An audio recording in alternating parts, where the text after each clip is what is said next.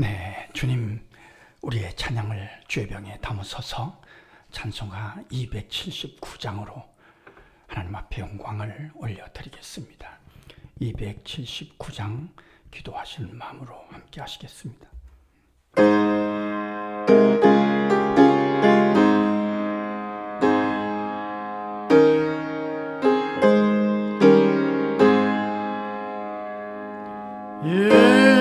인내하신 곳에 주여 내가 비오니 죄인 오라실 때에 날 부르소서. 주여 주여 내가 비오니 죄인 오라실 때에 날 부르소서. 자비하신 보좌 앞에 엎드려 자복하고 회개하니 믿음 주소서. 주여 주여 내가 비오니 죄인 오라실 때에 날 부르소서. 주의 공로 의지하여 주께 가오니 상한 마음을 고치시고 구원하소서. 주여 주여 내가 비오니 죄인 오라실 때에 날 부르소서. 만복 그런 우리 주여 위로하소서. 우리 주와 같으시니 어디 있을까. 주여 주여 내가 비오니 죄인 오라실 때에 날 부르소서.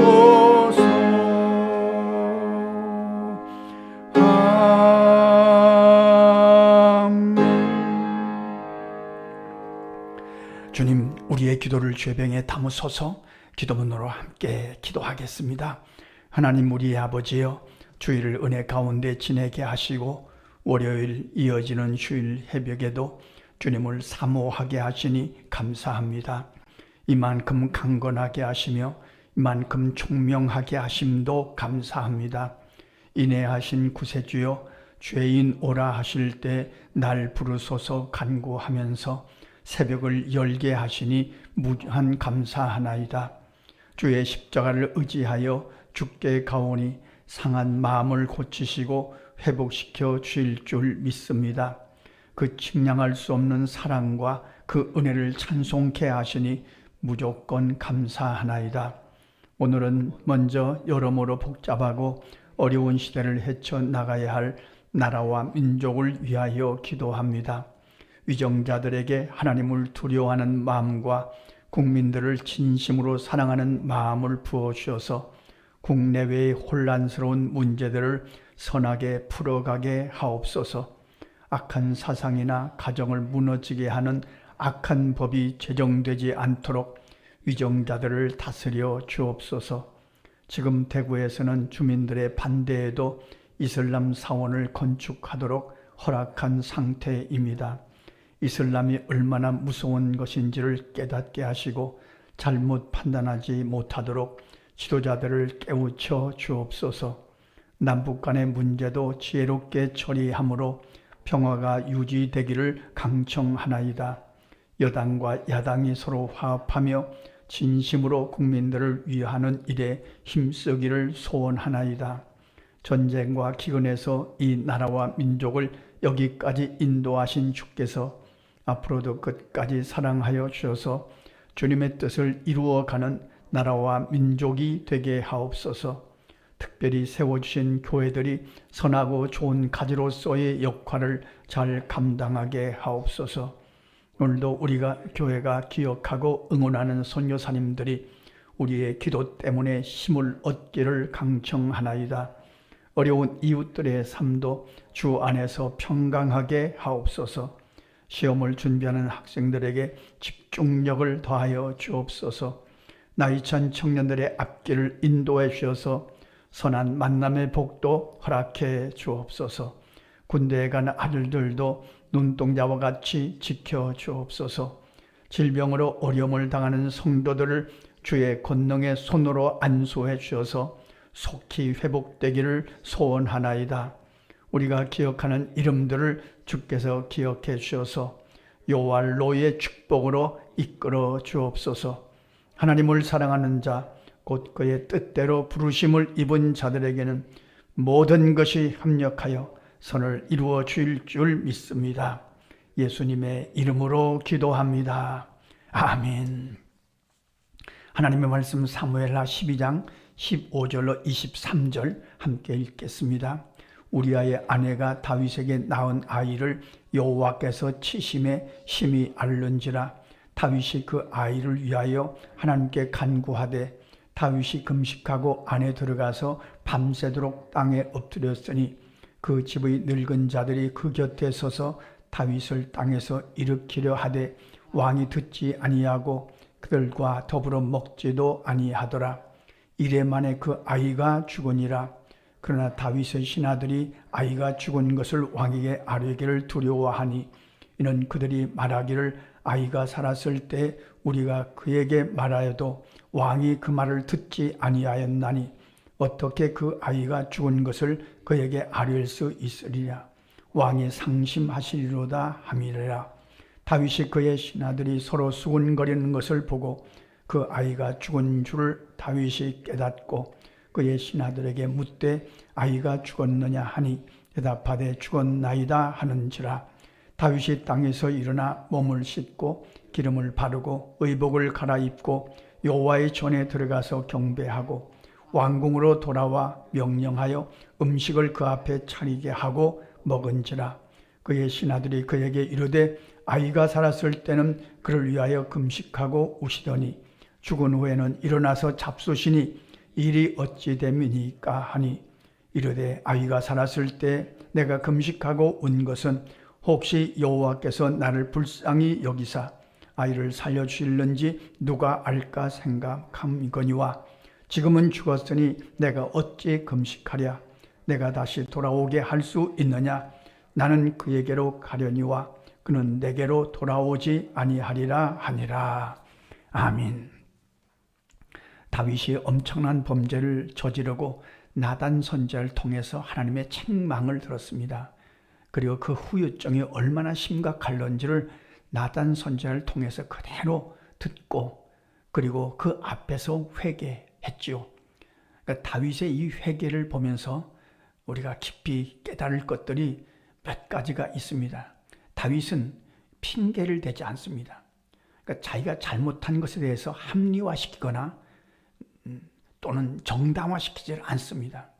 깨끗하게 내가 엄청난 죄를 저질렀습니다. 그렇습니다. 그렇게 인정합니다. 이럴 수도 있습니다. 아니, 그 보이는 데서 내가 보이는 곳에 다 목욕을 하면 어떻게 되는 겁니까? 밧세바가 나를 유혹한 것이 아닙니까? 내 잘못도 있지만 밧세바의 잘못도 있는 거 아닙니까? 그러나 이런 핑계를 성경 어디서도 찾아볼 수가 없습니다. 이 다윗은 모든 죄와 허물을 깨끗하게 인정합니다. 모두가 내 책임입니다. 내가 원인입니다. 시편 51편을 보면 밧세바를 범한 다음에 하나님 앞에 회개하는 그런 시입니다만 거기서 마찬가지입니다. 조금도 밧세바에게 책임을 전가하지 않습니다. 모든 책임은 내 것입니다. 시편 51편 1절은 이렇게 시작하죠. 하나님이여 주의 인자를 따라 내게 은혜를 베푸시며 주의 많은 긍휼을 따라 내 죄악을 지워주소서. 그러니까 모든 책임을 내가 집니다. 내가 잘못한 겁니다. 잘못하면 회개를 할 때 또는 고백을 할 때 핑계를 댈 위험이 많습니다. 에덴 동산에서 선악과를 따먹고 하나님의 책망을 들은 아담이 그러지 않습니까? 하나님이 주신 저 하와가 먹으라고 해서 먹은 겁니다. 내가 먹었으면 내가 책임을 져야 되는데 이런 핑계가 있다니까요. 하와는 또 뱀이 꼬여서 이렇게 핑계를 댑니다. 이것은 정직한 회개가 아닙니다. 회개는 회개하고 우리의 죄를 고백한다는 것은 우리가 예수를 믿고 얻은 축복입니다. 그때 우리가 이 다윗의 회개를 잘 생각해서 정직하게 인정하고 정직하게 받아들일 것입니다. 다윗의 가장 가슴 아픈 것은 나중에 그 아들 압살롬이 반역한 일입니다. 아들이 아버지를 죽이겠다고 반역한 겁니다. 그리고 다윗은 도망칩니다. 이게 체면이 말이 아닙니다만 그렇지 않습니까? 싸우면 아들을 이길 수 있습니다. 그러나 싸워서 아들을 이기면 아들을 이긴 아버지가 되고 지면 아들에게 진 아버지가 되고 이게 말이 되지 않지 않습니까? 그래서 그는 비참함을 알면서도 그가 도망칩니다. 이 모든 것이 그의 죄 때문임을 정직하게 인정하는 거죠. 그리고 오늘 말씀은 밧세바의 불륜 속에서 아기가 태어납니다. 그 아기가 심히 앓습니다. 그 아기를 살려달라고 밤새 엎드려 기도하며 금식합니다. 부하들이 만류해도 듣지 않습니다. 이래가 지났는데 아기가 죽었습니다.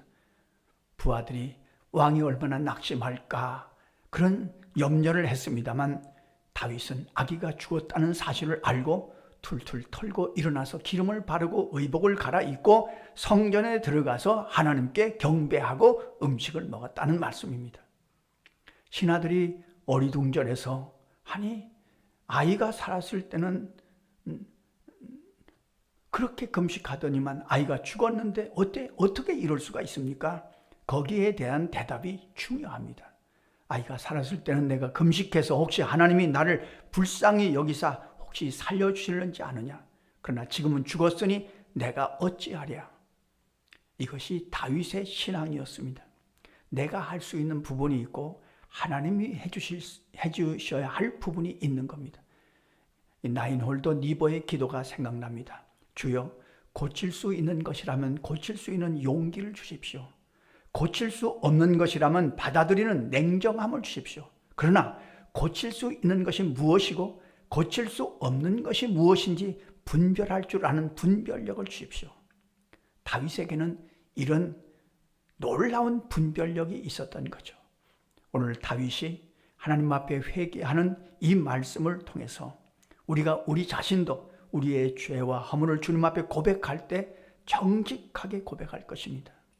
또한 우리 자녀들, 우리 가족들의 죄와 허물을 주님 앞에 대신 고백할 때에도 정직하게 고백할 것입니다.